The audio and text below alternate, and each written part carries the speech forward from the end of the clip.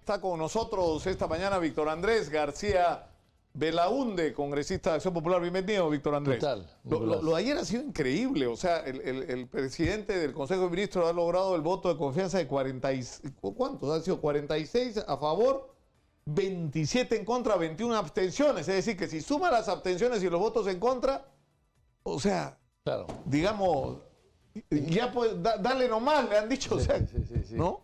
Y además son 46 de 130, ¿no? Claro. O sea que el porcentaje es mucho menor, ¿no? O sea, Ahora, ¿esto con qué tiene que ver? Con que no han cumplido las expectativas. Por ejemplo, con el tema de las bambas, ¿no es cierto? Que es un asunto súper crítico en este momento. Y yo escuché, Víctor Andrés, tu intervención ayer, que dicho sea paso, fue una de las pocas, anteayer, perdón, que fue una de las pocas que valió la pena escuchar por la información. Porque la gente no conoce la historia del proyecto Las Bambas. Pero esto comienza por, ¿cómo? El Estado peruano licita la explotación del mineral que hay en Las Bambas, ¿no es cierto? Sí. Y gana una empresa suiza que se llama Strata, que paga ¿cuánto? 140 millones de dólares. Sí, aproximadamente, sí. ¿No? Sí. Pero luego esta concesión es vendida. Claro, se compromete a invertir más de 4.000 millones. Por eso es que paga poco. No los invierte los 4.000. Invierte cerca de 400 solamente. Eso es lo que se reconoció después. Y entonces luego la vende. ¿Y la vende en cuánto? En 7.000 millones de dólares. 7.000. Repito, 7.000 millones de dólares. ¿Se la vende a quién? ¿A Glencore primero No, o a, bueno, ya a la MMG? Ya, a la MMG. La MMG a la empresa china. La empresa china paga eso. Después de una serie de pujas, digamos, ¿no? Porque además se unieron, qué sé yo. Bueno, es una larga historia. Pero finalmente la actual propietaria paga 7.000 millones. Es una empresa estatal china. 7.000 millones de dólares.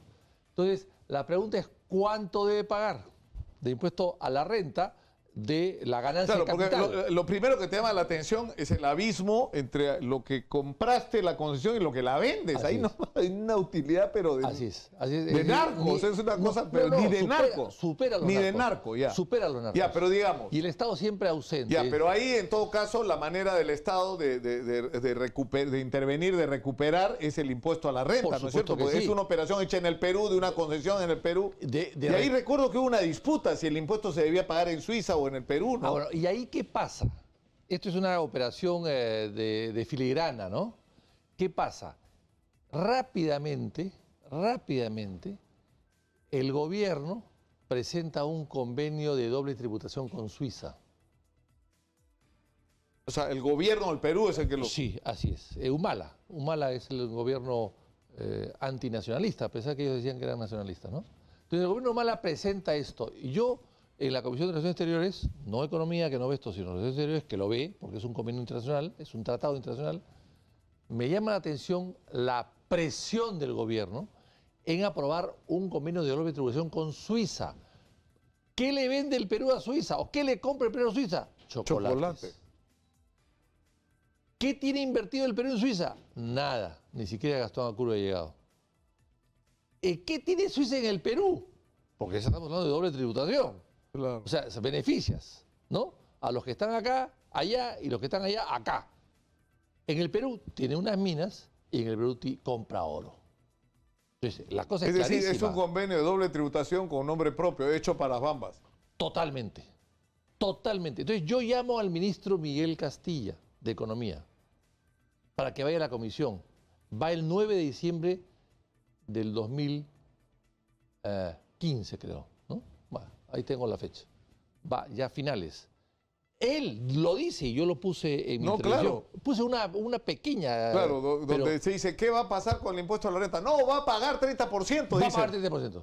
Y luego hace una explicación porque dice que solamente va a afectarse las regalías, que en vez de 30% va a pagar 15% de regalías. Y eso implica, esos son 28 millones de soles. Ese es todo lo que le va a afectar al Perú el convenio. Lo dice el ministro. ¿Y qué es lo que pasa en la realidad? Esto fue en diciembre. En marzo o en abril, en marzo creo que es, se venden las Bambas. Y, bueno, se aprueba el convenio y luego se venden las Bambas. Entonces, se venden las Bambas se pagan 7.000 millones. ¿Cuánto debería pagar si uno le resta los 400 que había invertido, etcétera? 2.000 millones de dólares. 2.000, exactamente 1.950 millones de dólares debería pagar de impuesto de transferencia de acción de la concesión. ¿Cuánto paga? 500. ¿Y por qué?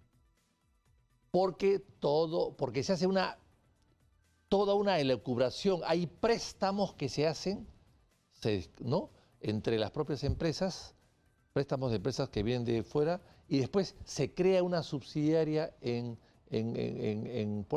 Islas Bermúdez, y la operación se hace con unos abogados de Papan & Papers, Apple creo que se llaman el estudio de abogados, y todo se hace en las Islas Bermudas. Y se crea, en fin, es una cosa muy larga de explicar. Claro, pero al final era una operación sobre una concesión en el Perú y tenías que pagar por esa transferencia, peruana, por lo que pagaras en el Perú. Así es. Entonces se valoriza lo del Perú. O sea, lo que hacen ya, digamos, al final te sacan la vuelta. Te sacan la vuelta. ¿No es es cierto? La famosa elusión, ¿no? Entonces te sacan la vuelta. Entonces ellos valorizan el Perú en 5.000 millones por todas las deudas y todas las empresas que tenían y por la casa matriz que estaba en Islas Bermudas, etcétera, ¿no? Y además el convenio famoso, etcétera. Entonces, por todo eso, finalmente, 5.000 millones. ¿Y cuánto debes pagar? El 30% de 5.000 millones de soles. ¿Cuánto es? 1.450 millones de soles. ¿Y cuánto se vende? 7.000 millones de dólares. Claro, pero lo increíble de esta historia, que la gente no conoce, es que todo el tiempo el comportamiento de los funcionarios del Estado peruano, que lo que tienen al frente es la explotación de una extraordinaria riqueza, a la cual le tenemos que sacar el mayor provecho en una concertación, ¿no es cierto?, con los inversionistas, los que traen la tecnología, el conocimiento y los recursos. O sea, en realidad lo que hacen es terminan mirando para arriba y viendo cómo te sirvo, hermanito, o sea, y ponen la mano seguramente, ¿no? Exactamente. Y entonces, claro, una vez que entran los chinos, empiezan a cambiar las cosas. De eso vamos a hablar tras la pausa, porque eso es lo que explica lo que está pasando ahora. Estamos con Víctor Andrés García Belaúnde. Con él regresamos tras la pausa. Volvemos. Estamos con Víctor Andrés García Belaúnde. Estamos hablando no solo de lo que pasó en el Congreso, que bueno, no sé si merece la pena sinceramente, pero sobre este tema de las bambas y toda información relevante. Pagamos 140, o sea, recibimos 140 millones por otorgar la concesión a cambio que se iba a hacer una gran inversión. Se le vende a una empresa suiza, esto termina en manos de una empresa china que le vende, que adquiere a 7.000 millones de dólares. Lo que recibimos de impuesto a la renta son 500 millones de dólares o menos, ¿no? Y nos sacan la vuelta por todos lados. Pero ahora, el problema es que esto nos remite, antes de seguir adelante con el paso específico de las bambas, algo al que tú hiciste referencia en tu discurso anteayer, en el Congreso, que es la comparación inevitable con el guano. Es decir, nos va a pasar lo mismo que con el guano, que tenemos una extraordinaria riqueza, la riqueza va a ser saqueada, y no nos vamos a quedar con huecos en los cerros por todo el país. Así es, vamos a quedarnos con Potosí. Tú dijiste, hiciste la comparación sobre cómo era la proporción. Ahora, en la época, en el siglo XIX, en el Perú, que todo el mundo se queja, el Estado oligárquico, los ricos se quedaron con el país, en fin, todo lo que se ha dicho, y que hubo muchos concesionarios, la Casa Dreyfus, etcétera, el contrato Prado-Rafael, en fin, todo lo que se ha dicho. En el Perú, en el siglo XIX, una riqueza que duró menos de 50 años, el guano, y que además tenía que acabarse, como también se puede acabar la minería, por supuesto, también. Entonces, esa riqueza, ¿el Perú qué le daba? Le daba al concesionario Nicolás Lúcar la posibilidad de explotar el guano, y él tenía que quedarse con 1/3 y entregar 2/3 al Perú. O sea, casi era prácticamente 70-30. O sea, 70 para el Estado peruano y 30 para el concesionario, que lo que hacía era explotar el recurso. Sacaba el guano. Pero ahora ni siquiera es al revés. Es al revés. Es al revés. Ya, 30% y quizás hay un puesto especial a la minería, en fin, un poco más de 30%. Pero digamos ahora es 70-30, pero 70 para el concesionario y 30 para el Estado. Exactamente. Hoy día es al revés. Y es recurso natural agotable, igual que en el siglo XIX. Igualito. O sea, el Estado peruano, el siglo XIX, era más listo que el Estado peruano el día de hoy. Ese es evidente. Era más nacionalista. Era más nacionalista. Qué cosa increíble. Ahora, lo que ha pasado de ahí en las Bambas es que cuando entran los chinos y hay todo ese proceso de transferencia donde entra Glencore y todo este conflicto por el manejo de las operaciones mineras internacionales, se replantea el proyecto, se deja de lado el mineroducto y se dice vamos a hacer carretera. Exactamente. Antes de eso quiero decirte, lo que se ha hecho es con la ayuda del Estado peruano, esta empresa, la vendedora y la compradora, han elaborado todo un sistema para ahorrarse impuestos, con el visto bueno del Estado peruano. Pero para quedarse con $1.500, que en otras circunstancias, 1.500 millones de dólares, que en otras circunstancias debían estar en manos del Estado peruano, que lo necesita desesperadamente. Lógicamente. Y nuestros funcionarios, en vez de preocuparse por la plata que necesitamos de esto, ¿cómo te ayudo para que pagues menos impuestos? No, es como te ayudo para que pagues menos impuestos. Es al revés. Pero ya, yo te voy a ayudar para que pagues menos. Bueno, pero ahí tiene que haber gente responsable, ¿no? Pues por supuesto que sí. O estás actuando en contra del interés del Estado peruano. Eso es corrupción. Eso también es corrupción. Ni siquiera necesitas probar que recibieron $1 a cambio. Su sola acción ya significa un perjuicio para el Estado. Esa es corrupción. Y esa corrupción hay que investigarla también. Entonces, todo se ha hecho para facilitar las cosas. ¿Cómo es posible que el Estado peruano permita que esta operación se haga en Islas Bermudas? Si ya, pero ahora, total, entró ya la empresa china. Además, perdón, para terminar, ellos sabían, no han vigilado cuánto habían invertido. O sea, estos señores se comprometieron, Strata, a invertir 4.000 millones e invirtieron solamente 400. Hay que darse cuenta de eso también, ojo. Y eso el Estado también lo permite. Bueno, en fin. Entonces, entran los chinos, cambian las condiciones. El mineroducto se elimina. ¿Qué hacen? Carreteras. Tú no puedes hacer una carretera, y como la carretera es de cabras, es carretera de cabras, entonces el señor Trujillo, el del FRAC, el ministro del FRAC, que sigue ahora ministro de Transportes, él autoriza sin estudio ambiental, sin ningún tipo de... Sin consulta previa. Nada de nada, cambia un camino de cabras que pasa por tu casa y lo hace carretera nacional. ¿Para qué? Para que el Estado la pague. Para que el Estado la haga. Claro, porque ahora el que le tiene que pagar la compensación a los comuneros, no solo de Fuerabamba, sino a todos aquellos que son afectados por la carretera, es el Estado peruano. Así es. Y el que tiene que construir la carretera y cargarse el gato es el Estado peruano. El Estado peruano que ha dejado de percibir porque estén esos señores ahí 1.500 millones de dólares. Los ha perdonado a los dueños de la Bamba. Claro que ya han cambiado, pero al negocio ahora, mismo. ¿cómo se puede manejar? Es decir, acá hay dos problemas, ¿no? El primero es cuál es tu óptica, tu manejo. O sea, si tú tienes la perspectiva de que tienes un extraordinario recurso que es tuyo y tienes que sacarle el mayor provecho posible para resolver los problemas de tu país, para empezar de las comunidades que viven, comunidades además que están dispuestas a ceder su territorio para que pueda sacar el mineral. Es decir, un poco más que tendrías que llevar cargada a esta gente por lo que está haciendo por el país, ¿no es cierto? Y lo que haces es maltratarla, pero lo otro es la impericia. O sea, esta acusación de extorsionadores, ya no saben cómo hacer para exprimir de que acá, por ahí hay un audio, y no saben qué hacer para justificar lo que es un enorme error político. O sea, a ver, porque es el gobierno y la minera Las Bambas la que acusan de extorsionadores. Si el Estado cobra 1.500 millones de dólares, ha podido dedicarlo pues a mejorar toda la zona, ha podido dedicarlo a hacer un ferrocarril. O sea, los chinos, estos señores chinos que son malos patrones, hemos visto lo que han hecho en Marcón allá, estos señores chinos que son del Estado chino además, es decir, quieren sacar hoy 400 camiones por esa carretera. 400 de 45 toneladas cada uno. Pero la mina se va a duplicar su producción. O sea, se está explotando solamente el Tajo 1, que es Fuerabamba, pero faltan las otras comunidades, claro, ¿no es cierto? Bueno, entonces estamos hablando hay dos tajos más que corresponden a la propiedad de las otras comunidades. Así, ¿no? O sea, van a salir entre 800 y 1.000 camiones diarios. ¿Cuánto significa eso? Cada minuto y medio pasa un camión. Cada minuto y medio pasará un camión. Eso es insostenible en el tiempo. ¿Cuántos años va a durar la explotación? 20, 30, 40 años. Cerro Pasco decían que duraba 20. Ya lleva 80 años siendo explotada.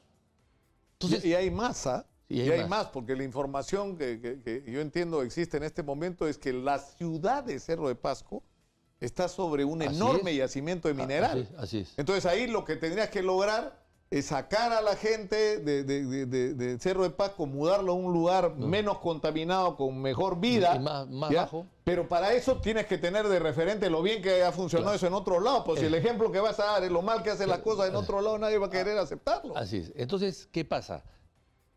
En vez de hacer un ferrocarril, los chinos son expertos en ferrocarriles. Los chinos te hacen una estación ferroviaria en 9 horas. Ese es el récord mundial, récord de Guinness. Entonces, pueden hacer un ferrocarril, pero que lo hagan el ferrocarril. O sea, hay que rendir homenaje a Henry Meigs acá. Henry Meigs hizo el ferrocarril central. ¿Para qué? ¿Para llevar pasajeros? ¿Turistas? No, para sacar minerales de la Sierra Central. Para sacar minerales. Esa es la idea. Cuando Henry Meigs llegó al Perú, solamente había un ferrocarril Lima-Callao y punto. Lima-Callao, porque claro, era puerto y capital. Pero el ferrocarril central se hace pensando en los minerales, no en los pasajeros. Y hasta ahora sirve. Entonces, yo creo que lo que tiene que hacer es... Y además es una obra magnífica de ingeniería, con unas estructuras pues que... Bueno, ¿no? ahí han quedado, siguen quedando. Más de 100 años están allí. Bueno, ¿y qué pasa entonces con las Bambas? Hay toda la zona es minera. Hay que interconectar los ferrocarriles. El de las Bambas con el de Cusco, Puno, Arequipa. Es cuestión de una interconexión de 200 kilómetros o algo más, que a precios no de Odebrecht, sino a precios americanos. Estamos hablando de 2 o 3 millones de dólares por kilómetro. Un millón y medio por kilómetro hacen los gringos. Claro, si se van a Odebrecht le va a costar el doble. Pero eso se puede hacer y solucionas el problema de todos. Entonces yo creo que acá el Estado es un Estado entreguista, totalmente entreguista. Este Estado, este gobierno y el anterior y el de Humala, que se vanagloriaron de ser nacionalistas, de nacionalistas no tenía nada. Absolutamente nada. Ahora, tú has dicho, Víctor Andrés, ¿Y quién era el ministro de Energía y Minas cuando entregaron las Bambas? Cuando se entregan las Bambas. ¿Quién? Mayorga. Merino. Toda la misma gente de siempre. Ahora, tú has planteado que se haga... que se interpele al ministro de Transporte por esto y por lo de Fiori y por otro Bueno, ¿no? Es decir, en el Perú mueren 17 personas en un bus que está parado en la ciudad de Lima, es un terminal ilegal, autorizado por el Ministerio de Transporte, y acá no pasó nada. El ministro se va a España, se toma una foto con el rey, alquila un frac, 300 euros el carril de frac, y aquí no pasó nada. No, pues eso no se puede ni aceptar, ¿no? Ahora, va a haber interpelación entonces, tú la vas a plantear. Sí, y yo he planteado ayer otra cosa. Para terminar, este ministro es el que ha ido el otro día a LAP, al aeropuerto Jorge Chávez, a decir que ya van a empezar las obras, que están empezando las obras, pero lo que no ha dicho es que durante 16 años LAP no ha hecho nada porque no le entregaban todo los metros cuadrados que necesitaba para el aeropuerto. Y ahora está diciendo que no los necesita, que y solo ahora necesita una parte. 1.450.000 metros cuadrados que no necesita. O sea, 149 hectáreas no necesita de las 700 que pidió. ¿Y qué van a hacer? La van a comercializar.